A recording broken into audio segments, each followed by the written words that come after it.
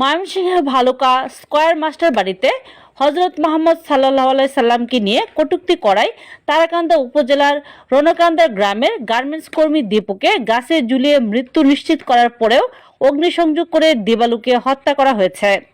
নিহত দীপুর ভাই অপু বাদী হয়ে ভালুকা থানায় মামলা দায়ের করেছে। ইতিমধ্যে ময়মনসিংহ র্যাব 14 7 জনকে গ্রেফতার করতে সক্ষম হয়েছে।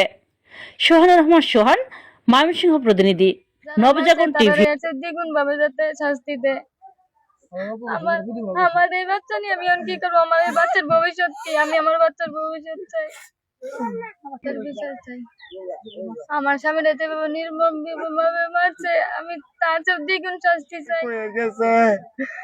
ডিসেম্বরের পরের দিন গেছে বাড়ির থেকে কইছে 15 তারিখে ছুটিতে আসবে, আমাদেরকে নিয়ে আলোচনা করে খাবো ভালো মন্দ, সে একটা উপরে লেখা যাইবো এটা বললে আমরা টাইপ দোয়া চাইয়া গেল উপরে লাইফে উঠবো আর আল্লাহর গায়ে সহ্য হয়েছে না বোধ আল্লাহ কোন আর কি আমার বাচ্চাটাকে অপরাধ ভাবে যদি এইভাবে যদি হত্যা করে যদি থাকি, আমি বাংলাদেশ সরকার, সেনাবাহিনী, গণ্যমান্য ব্যক্তি যারা বিচার চাই।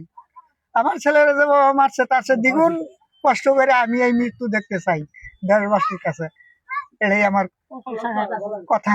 বেশি দ্বিগুণ শাস্তি আমি নিজে দেখতে চাই। বিচার চাই কার কাছে? সরকারের কাছে, জনগণের কাছে। আমরা একটা সত্য বিচার চাই।